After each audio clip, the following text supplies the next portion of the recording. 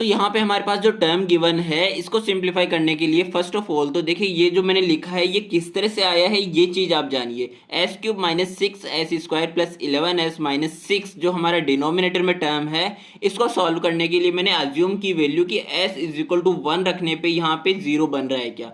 So s is equal to 1 रखने पे 1 minus six plus 11-6 यानी कि यहाँ पे 12 माइनस 12 क्या हो गया 0 हो गया। इट मीन्स जब मेरे पास s इज इक्वल टू 1 से 0 बन रहा है तो s माइनस 1 इसका क्या होगा एक फैक्टर होगा इस क्यूबिक इक्वेशन का। सो s माइनस 1 से ये कितने टाइम्स डिवाइड होता है इसके लिए मैंने s माइनस 1 से डिवाइड किया है s cube minus six S square plus 11s-6 को। अब देखिए s क्यूब में s का डिवाइड कितनी बार जाएगा एस स्क्वायर टाइम्स जाएगा। So S cube minus S square. अब यहाँ से जब मैं माइनस करूंगा तो ये टर्म मेरा कैंसिल आउट हो जाएगा एंड माइनस का 6s square plus S square क्या आ जाएगा माइनस का 5s square and 11s minus का 6 ऊपर से नीचे लिख लिया हूँ। अब देखिए माइनस का 5s स्क्वायर में s का भाग कितनी बार जाएगा माइनस का 5s टाइम्स जाएगा। सो माइनस का 5s को मुझे दोनों से मल्टीप्लाई करना है। सो माइनस का 5s स्क्वायर माइनस 5s को माइनस 1 से मैंने मल्टीप्लाई किया तो प्लस का 5s आ गया। अब अगेन जब मैं माइनस करूंगा तो ये term cancel out and 11s minus 5s क्या आ जाएगा 6s एंड माइनस 6 मैंने एज इट इज ऊपर से ले लिया है। तो देखिए यहाँ से 6s में कितने बार जाएगा s का डिवाइड 6 टाइम्स जाएगा। अब मैंने 6 से इन दोनों से मल्टीप्लाई किया तो 6s माइनस 6 हो जाएगा एंड ये दोनों टर्म्स मेरे पास फाइनली कैंसिल आउट हो जाएंगे। इट मीन्स जब मेरे पास में ये कंप्लीटली डिवाइड हो चुका है तो मैं इसको लिख सकता हूँ s minus 1 multiplication S square minus 5s plus 6 is equal to 0।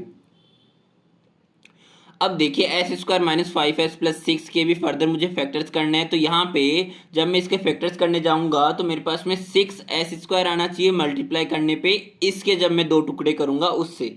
यानी कि 5s जो है माइनस का 5s जो है इसके जब हमें दो टुकड़े करने हैं वो इस तरह से करने हैं कि ये हमारे पास में मल्टीप्लाई करके क्या दे 6s स्क्वायर दे प्लस का।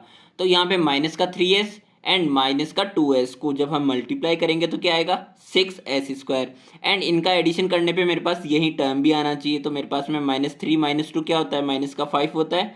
सो ये मेरे पास में फुलफिल कर रहा है इस कंडीशन को। सो यहाँ से जब मैं s कॉमन लूंगा तो s माइनस 3 माइनस 2 कॉमन लूंगा तो again s minus 3। It means यहाँ से मेरे पास s minus 3 and s minus 2 दो फैक्टर्स निकल गए। सो फाइनली जब हम कंक्लूड करेंगे तो मेरे पास में निकल के आए s minus 1 s minus 2 and s minus 3।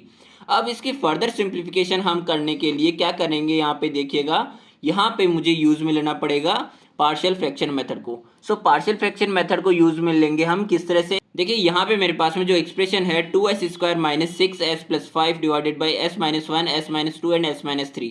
ये जो डिनोमिनेटर में मेरे पास में फैक्टर्स गिवन है ये नॉन रिपीटेड है। मीन्स कोई भी एक फैक्टर जो है दो बार नहीं है एक बार ये सब single single and non repeated तो है ही है लीनियर फैक्टर्स है क्योंकि s की पावर सभी में 1 है। So non repeated linear factors in denominator में जब हमारे पास केस बनता है तब देखिए a के डिवाइड में हमने ले लिया है फर्स्ट फैक्टर को b के डिवाइड में ले लिया है सेकंड फैक्टर को एंड c के डिवाइड में ले लिया है थर्ड फैक्टर को। अब इसको सिंप्लीफाई करते हैं सॉल्व करते हैं फर्दर। सो यहाँ से जब हम इसको सिंप्लीफाई करेंगे तो फर्स्ट ऑफ ऑल तो मुझे इसका एलसीएम लेना पड़ेगा। सो एलसीएम जब हम लेंगे तो a के साथ मल्टीप्लाई करने में आएगा इसके डिनोमिनेटर को छोड़ के यानी कि s minus 2 and s minus 3। b के साथ मल्टीप्लाई में आएगा इसको छोड़ के यानी कि s minus 1 and s minus 3 and c के मल्टीप्लाई में क्या आएगा s minus 1 and s minus 2।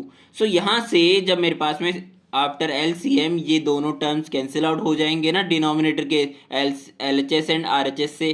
तो यहाँ पे मेरे पास में आएगा 2s square minus 6s plus 5 and ये expression as it is.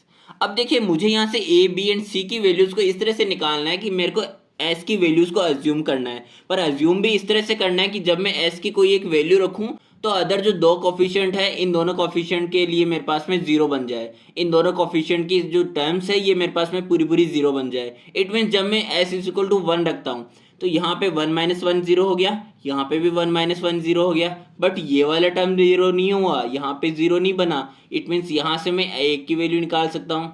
a की वैल्यू निकालने के लिए देखिए यहाँ पे s की वैल्यू 1 रखी हमने तो 2 माइनस 6 प्लस 5 यानी कि 5 प्लस 2 7 माइनस 6 1 एंड a के लिए यहाँ पे माइनस माइनस प्लस हो गया। सो a की वैल्यू मेरे पास आ जाएगी 1/2। ओके अब देखिए इसी तरह से मेरे को जब s इज इक्वल टू 1 रखने पे निकला है वैल्यू तो s इज इक्वल टू 2 रखने पे भी आएगा।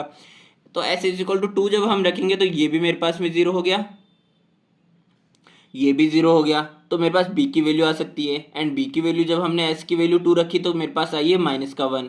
ओके, अब देखिए जब हम s की वैल्यू अगेन 3 रखेंगे इसी तरह से, तो मेरे पास में जो c है इसकी वैल्यू आ जाएगी 5/2। ओके, सो यहाँ पे a b एंड c की वैल्यूज मिलने के बाद में मुझे जो नेक्स्ट स्टेप करना है वो करना है, यहाँ पे मैंने जो स्टार्टिंग में अज्यूम किया था a अपॉन में s-1 प्लस b अपॉन में s-2 प्लस c अपॉन में s-3, a b and c की वैल्यूज को हमने जब यहाँ पे रखा, सो ये फाइनली मेरे पास में सिंप्लीफाइड होके आ गया है 1/2 s-1 माइनस 1 अपॉन में s-2 प्लस 5 अपॉन में 2 s-3। सो ये है हमारा पार्शियल फ्रैक्शन मेथड।